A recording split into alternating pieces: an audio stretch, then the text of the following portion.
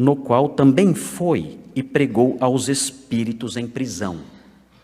E é aqui que começam então as confusões, porque algumas pessoas dizem que Jesus, quando morreu, ele ficou 3 dias sepultado e o seu espírito foi até o inferno. E Jesus lá no inferno, ele pregou para as almas que estavam lá.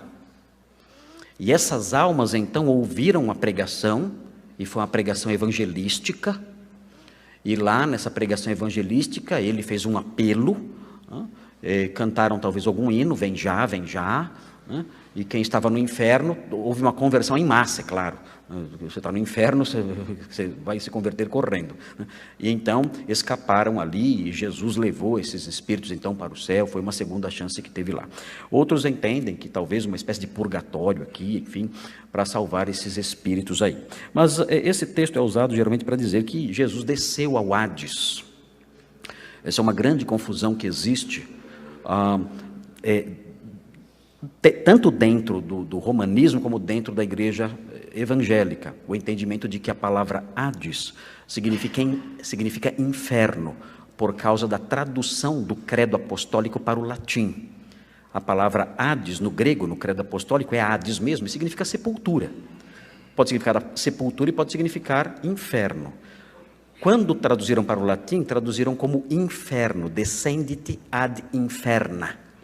E então entendeu-se que Jesus desceu ao inferno mesmo, quando morreu, e pregou aos espíritos lá no inferno, e certamente os espíritos ali creram nele. Ele conseguiu levar, como diz Efésios, conseguiu levar cativo o cativeiro, como fala Efésios 4, e então salvou aquelas pessoas que estavam lá.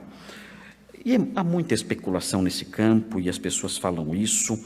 Outros falam que ele desceu e ele pregou aos espíritos, mas ele não fez um sermão evangelístico, ele apenas proclamou a sua vitória àqueles espíritos ali e foi embora. Enfim, tudo isso é dito, talvez fortalecido por essa tradução errada para o latim e, consequentemente, para o português do credo apostólico, que fala que Jesus desceu ao Hades, quando a tradução correta seria que ele desceu à sepultura. O credo apostólico queria enfatizar a humanidade, a corporeidade de Jesus. E para enfatizar a corporeidade de Jesus, os antigos sempre diziam que ele foi sepultado, porque os gnósticos e os docetistas diziam que Jesus não tinha corpo físico. E uma das maiores provas de que Jesus tinha corpo físico era o fato de ele ter sido sepultado. Não dá para você sepultar um espírito, não dá para você sepultar uma alma.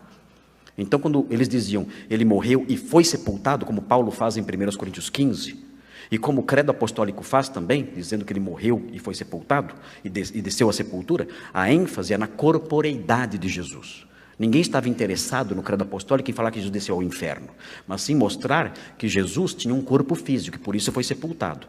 Mas a tradução para o latim foi equivocada, e passou para o português de modo equivocado também, e aí difundiu-se essa doutrina de que Jesus foi para o inferno e pregou lá. Esse texto corroborando essa ideia.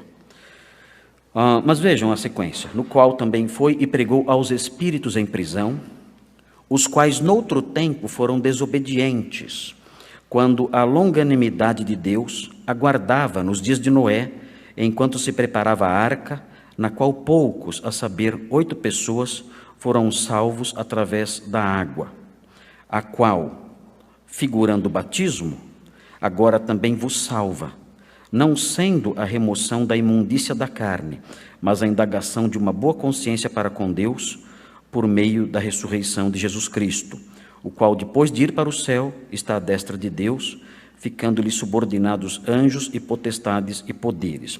O versículo 21 também tem gerado confusão, por causa da ideia da regeneração batismal, dizendo que o batismo também salva.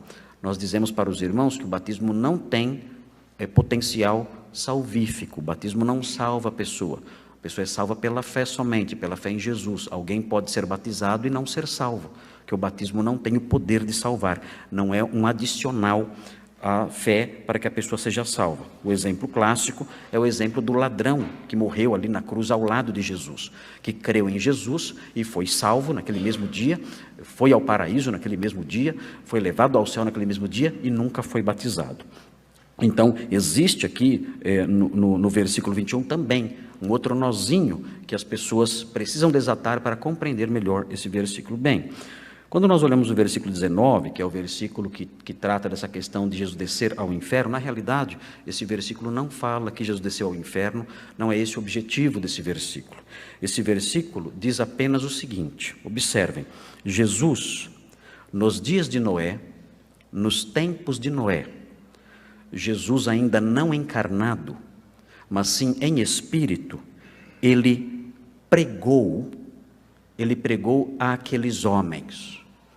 Ele atuou na pregação àqueles homens dos dias de Noé.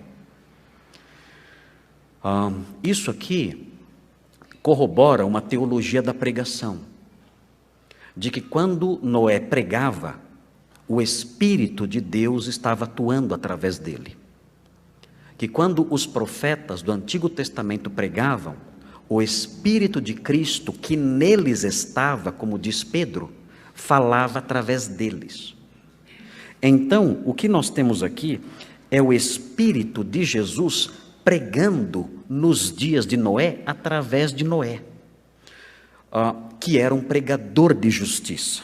E aí alguém diz, mas por que o texto fala que ele pregou aos espíritos em prisão?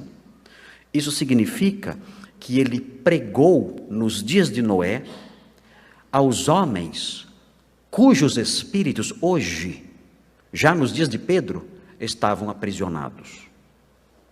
Esse é o sentido dessa passagem. Pedro está dizendo, nos dias de Noé, Cristo, através de Noé, habitando em Noé, pregou aos homens daqueles dias que foram desobedientes e que não entraram na arca. O Espírito de Cristo pregou a eles, a esses homens cujos espíritos agora estão em prisão. Esse é o sentido, é o sentido desse texto presente aqui. Não há nenhuma ideia de que Jesus desceu ao Hades e pregou no inferno e deu uma segunda chance para as pessoas que estão lá, ou que existe um purgatório e você pode ir para lá e depois você se salva. Nada disso é contemplado aqui nesse trecho. O que nós temos aqui é o fundamento de uma teologia da pregação, que mostra que enquanto alguém prega a palavra de Deus, o Espírito de Cristo fala através dessa pessoa.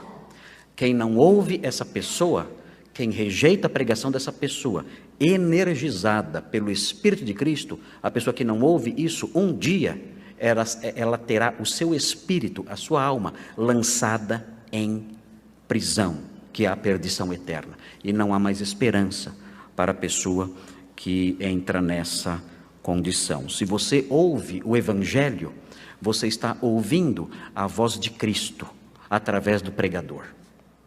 Você ouve a voz de Cristo através do pregador. O Espírito de Cristo fala através do pregador, se ele prega o Evangelho, não é qualquer pregador. Se ele prega o Evangelho, o Espírito de Cristo fala através dele. Se você não ouve o Evangelho, um dia a sua alma será lançada em prisão eternamente. Não haverá uma segunda chance.